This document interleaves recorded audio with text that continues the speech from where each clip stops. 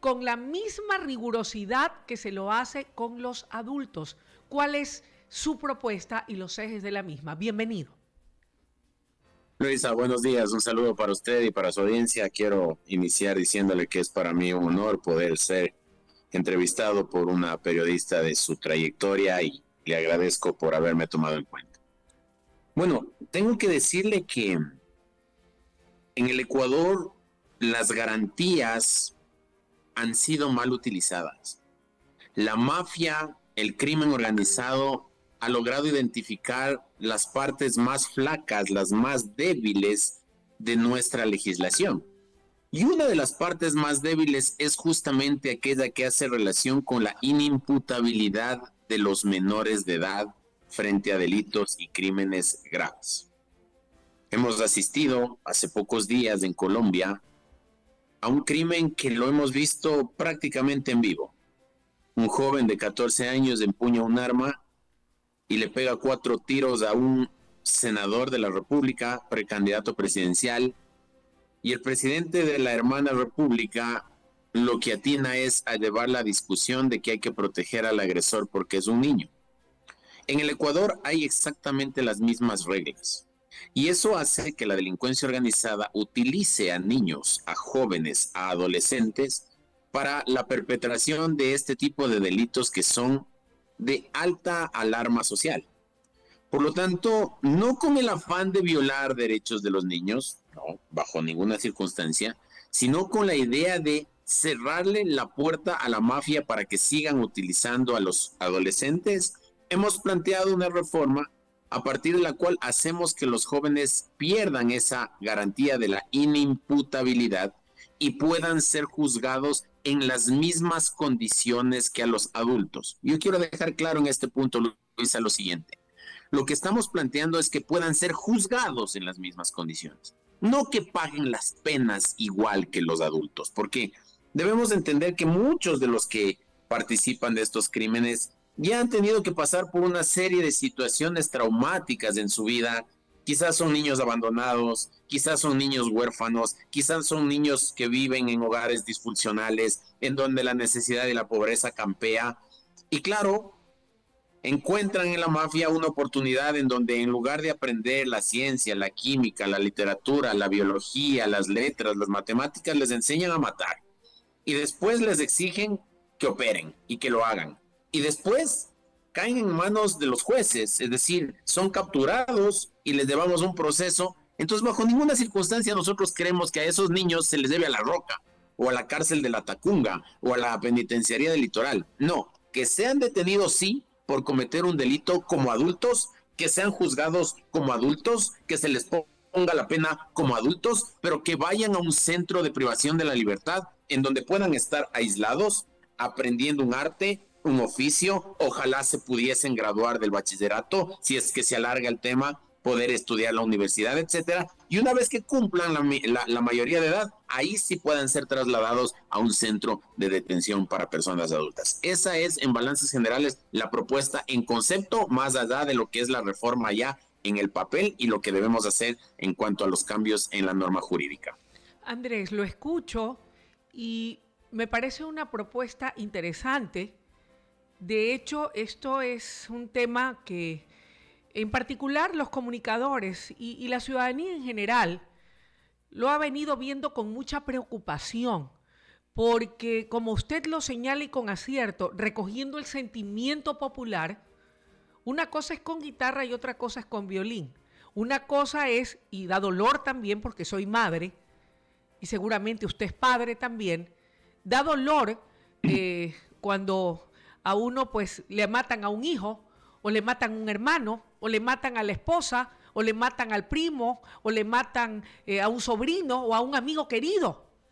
Y da más dolor todavía cuando el implicado o aquel que disparó el arma asesina es precisamente un menor de edad.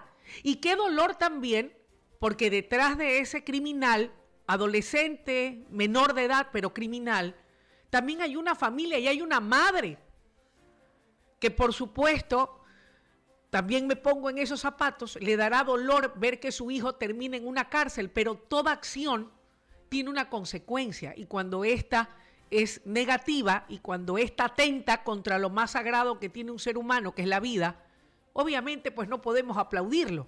Y si uno es un hombre y una mujer de bien y por ahí algún hijo se fue descarriando en el camino, lo menos que puedo querer para un hijo con el dolor de mi alma es que cumpla, ¿verdad?, con la sociedad en prisión, como usted dice, de una manera especial, porque si son menores de edad no pueden ir a un reclusorio de adultos, pero tendrá que pagar como corresponde, porque de lo contrario, pues entonces matémonos todos y aquí no ha pasado nada.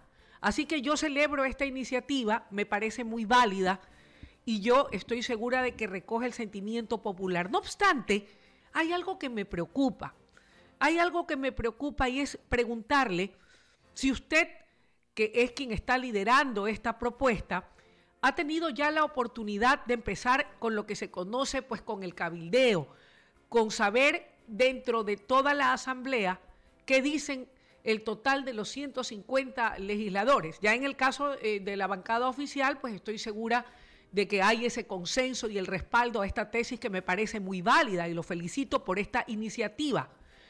¿Qué pasa con los demás? Porque yo sí recuerdo de algunos legisladores en el pasado que estaban en contra de que se atente contra el derecho de los niños.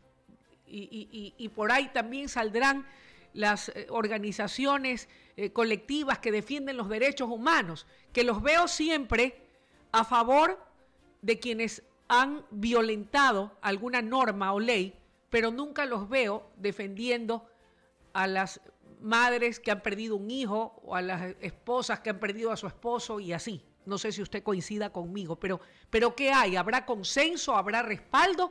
¿O habrá quienes se opongan a esta propuesta que me parece muy válida?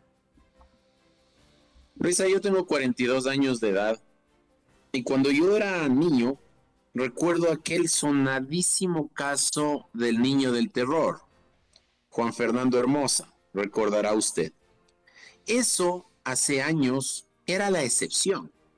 Causaba alarma social porque no nos podíamos imaginar los ecuatorianos cómo un niño de 17 años, un adolescente de 17 años, podía haber asesinado a sangre fría a tantos taxistas en la ciudad de Quito. Y claro, era un misterio, no se sabía qué había pasado, porque claro, aparecían los taxistas muertos y nadie se podía imaginar que era un muchacho menor de edad quien estaba haciendo eso. Y claro, se le aplicó el código penal de aquella época porque era la excepción, era un caso excepcional. Ahora vemos cómo cada vez tenemos que enfrentar más este tipo de temas. Por ejemplo, el que nos ha quedado más en la memoria, particularmente los que nos informamos mucho a través de las redes sociales, ese crimen a aquel conductor de bus que iba acompañado de su hija y que es abaleado en la cabeza delante de ella por un menor de edad por robarle los pasajes del día, o lo que sucedió en Colombia, o lo que sucede con alias Boquita, aquel delincuente de 12 años que mató un policía en Esmeraldas y después secuestró 2 connotados abogados en Quito. Entonces, para enfrentar aquello, Luisa, nosotros estamos planteando en la Asamblea Nacional este proyecto de ley y yo sinceramente creería que este tipo de proyectos deberían ser aprobados con 151 votos de todos los legisladores. Pero ya para nadie es oculto cómo la bancada de la Revolución Ciudadana, siempre y cada vez que hay proyectos que buscan garantizarle la seguridad a la ciudadanía y arrinconar a la delincuencia organizada y a la mafia, se oponen. Durante estos 15 días hemos estado analizando temas muy importantes para la seguridad del Ecuador, porque hay que entender que cualquier medida que se tome en materia de seguridad siempre va a ser insuficiente, porque el combate a la delincuencia requiere una serie de pasos concatenados que vayan arrinconando a los delincuentes. Hemos hablado en estos días, por ejemplo, de las bases militares en el Ecuador. Se aprobó felizmente la enmienda o la reforma constitucional. La Revolución Ciudadana se opuso. Hemos debatido y analizado la ley de solidaridad nacional que ataca a la economía criminal. La Revolución Ciudadana se opuso. Hemos tratado la ley de inteligencia para adelantarnos al cometimiento del crimen. La Revolución Ciudadana se opuso.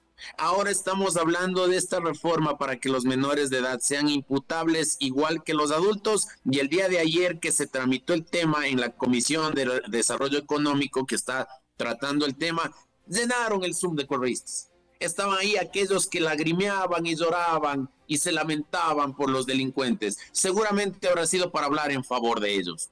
Seguramente no vamos a tener los votos de la revolución nuevamente, pero hay organizaciones políticas con las que he conversado, están de acuerdo, van a apoyar, están conscientes de que en efecto el principal problema que tiene el Ecuador es el tema de la inseguridad.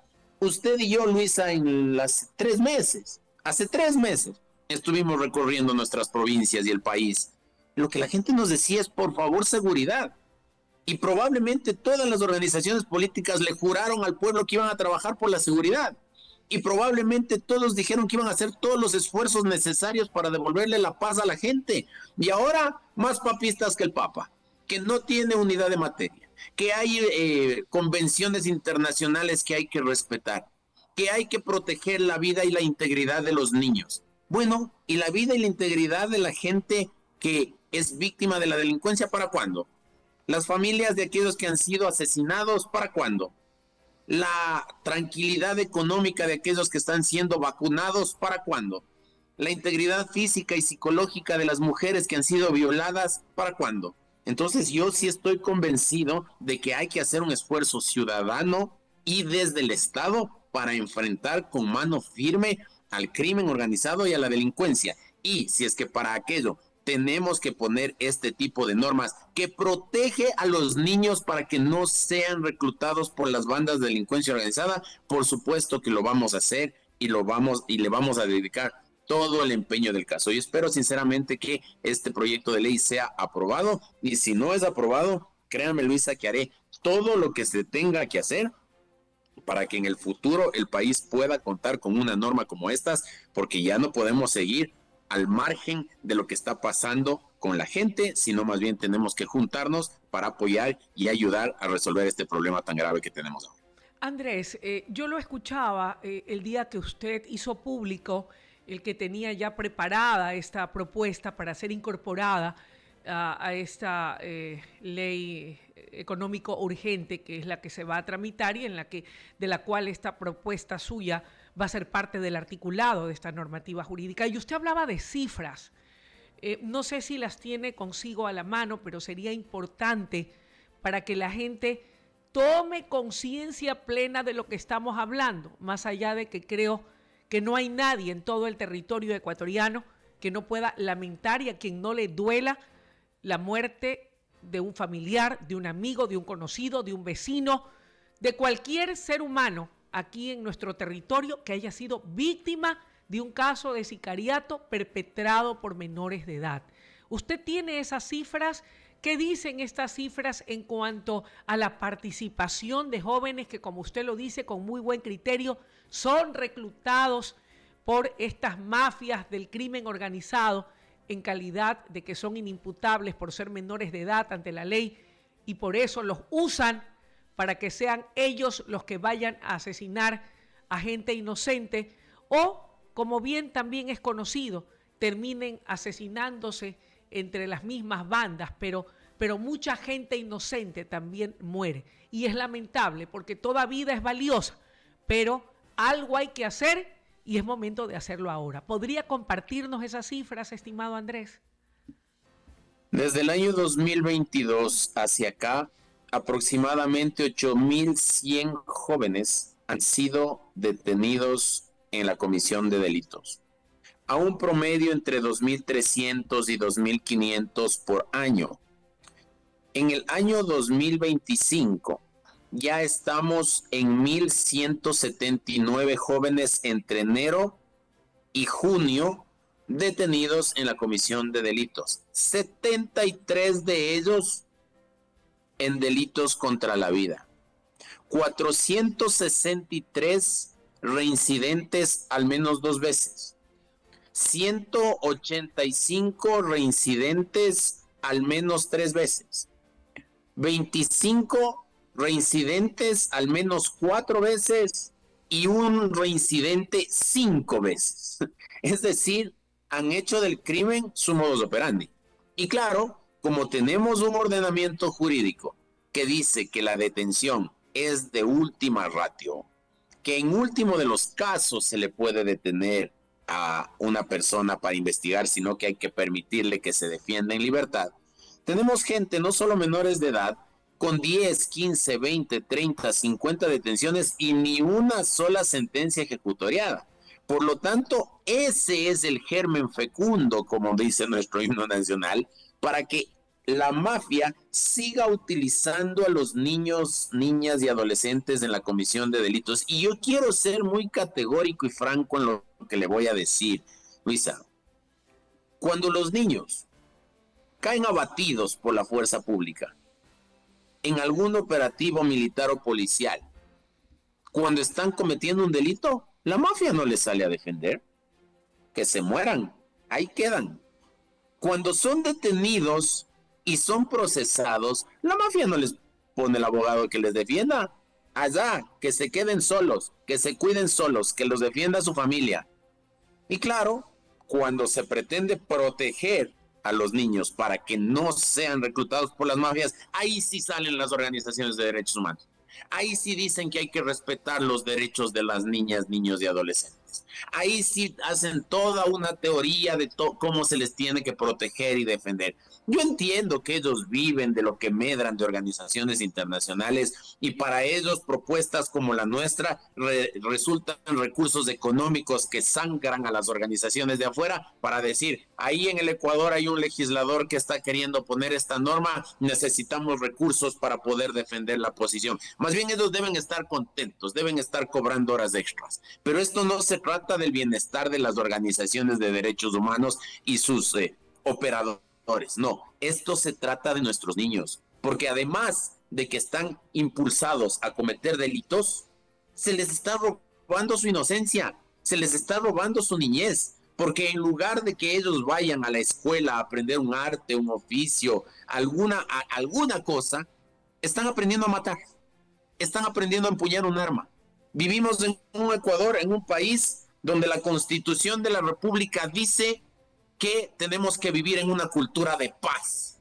El Estado nos ha dicho, por ejemplo, que tenemos que cambiar la mentalidad de los jóvenes para vivir en un ambiente de paz, llegando a ridiculeces, por ejemplo, como decir que las bandas de guerra de los colegios ya no se tienen que llamar bandas de guerra, sino que se tienen que llamar bandas de paz, porque decir que una banda de guerra funciona en un colegio es impulsar a los jóvenes a la guerra.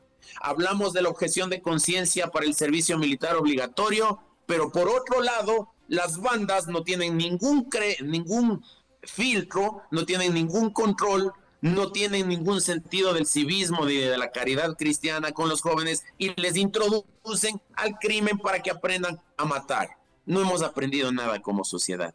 Debemos dar un paso de calidad para que este tipo de cosas no se agoten en la defensa o no de los derechos de los niños. Luisa, lo que pasó en Colombia es impresentable. Es terrible. Un muchacho de 14 años le cae a balazos a un candidato presidencial y el señor presidente Petro lo que atina a decir es que hay que proteger al agresor porque es un niño. Estamos en el mundo del al revés, Luisa, y eso no se puede permitir. Imagínese, sí, realmente lo que ha ocurrido en Colombia y que usted lo cita y que desafortunadamente por la presencia de estas mafias y de estas mafias transnacionales que tienen, pero óigame, tomada y asolada y de rodillas a la región y que encima sean de alguna manera, no quiero decir defendidas, pero que se les dé pábulo y se les apoye con comentarios de un mandatario a favor.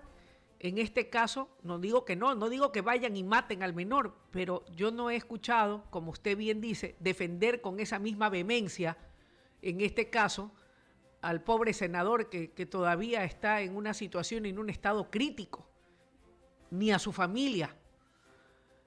No sé qué va a pasar en ese hermano país. Sí, necesita un cambio. Y adicionalmente es tan ligero el análisis, Luisa, que el presidente Petro dice: la víctima está debidamente atendida. Tiene un tiro en la cabeza y el señor Petro dice que la víctima está debidamente atendida. Y aquí en el Ecuador hay gente que sale a decir, ¿qué quieres? ¿Que le maten al muchacho como lo mataron a los gatilleros de Villavicencio? No tiene nada que ver lo uno con lo otro, Luisa. Los Por gatilleros de supuesto. Villavicencio y este joven tienen un denominador común. Son criminales y hay que tratarlos en las mismas condiciones. ¿Que hay que protegerle como testigo? Claro, Así es. claro. Él debe tener información suficiente para ver cómo se llega a los autores intelectuales del delito. Y eso es otra de las cosas que nosotros estamos planteando. Así como en la ley de solidaridad nacional pusimos el agravante al delito de pertenencia a las bandas, de que si es que quienes pertenecen a las bandas introducen menores de edad en estas, van a tener una pena de hasta 30 años de cárcel. Nosotros estamos planteando que los jóvenes que están siendo procesados por los delitos graves en las mismas condiciones que los adultos colaboran y cooperan con la justicia para saber quiénes les introdujeron a la banda y quiénes les dieron la orden para asesinar, para secuestrar, para vacunar, etcétera, tendrán una pena atenuada. Entonces, aquí estamos poniendo un punto medio. Le vamos a castigar con toda la fuerza a aquellos que corrompen a los menores y les introducen a las bandas, y al mismo tiempo les vamos a dar beneficios para que aquellos jóvenes que cometen estos crímenes y ayuden con la investigación del delito puedan tener una pena atenuada. Entonces, estamos buscando garantizar la vida de la gente, proteger la vida de la gente, y obviamente este tipo de cosas resultan incómodos para la izquierda más recalcitrante. Andrés, ¿cuándo va a ser el debate de esta ley? Entiendo que se va a convocar a la sesión del Pleno para el día lunes. Eso es lo que conozco, todavía no está convocada, no sé la hora tampoco, pero por los tiempos que debe llevar una ley económica urgente, tendría que ser el día lunes. Y el día lunes el señor presidente Olsen nos convocará, no sé si es desde la mañana, no sé si en la tarde, pero tendremos el debate ese día. Quiero agradecerle la gentileza de haber aceptado la invitación, estimado Andrés. Lo felicito por esta iniciativa, me parece muy válida y sobre todo, y lo más importante, porque hay que decirlo con todas sus letras, está en sintonía con el sentimiento popular, con el sentimiento de las familias ecuatorianas que hoy más que nunca abrigamos y anhelamos recuperar la paz ciudadana, que es lo más valioso que podemos tener para así poder seguir trabajando y poder seguir luchando en este día a día. La vida es hermosa y no puede ser que nos sea arrebatada, desgraciadamente, por estos jóvenes o por estos menores de edad reclutados por estas mafias, que por fin, de aprobarse esta ley, nos ayudará a ver una luz al final del túnel, y seguramente allí muchos de estos menores de edad reflexionarán antes de decidir si son o no parte de estas mafias y si se deciden o no a quitar la vida, sabiendo que esa acción tendrá una consecuencia. Gracias y que tenga un muy buen día. Gracias, Luisa. La única reflexión y la última reflexión que quiero dejar es que nosotros, los políticos, tenemos que preocuparnos por lo que a la gente le quita el sueño a medianoche. Y estos temas sí le quitan el sueño a la gente a medianoche, el saber que sus hijos pueden estar siendo incorporados a las mafias, o que sus hijos no regresen a la casa en la noche si es que salen porque son asesinados en el camino. Vamos a hacer esfuerzos para devolverle la tranquilidad y la paz a la gente, y concluir diciéndole que me siento muy feliz y honrado de haber sido entrevistado por usted, Luisa. Le mando un abrazo y me tiene la orden siempre. Muchísimas gracias, el honor ha sido todo mío. Siga adelante y por esa línea que estoy segura de que el pueblo va a aplaudir y a celebrar ese accionar. Éxitos y un muy buen fin de semana. Buen día para usted. Gracias. Y bien, de esta manera acabamos de escuchar la intervención del abogado Andrés Castillo, asambleísta por ADN, vicepresidente de la Comisión de Seguridad, dándonos detalles y pormenores de esta que es su propuesta, el hecho de que se pueda condenar a los menores infractores, sobre todo aquellos que han cometido delitos graves como el asesinato, de la misma forma y con la misma rigurosidad que un adulto, conforme a sus acciones. Vamos a una breve pausa y enseguida volvemos con más.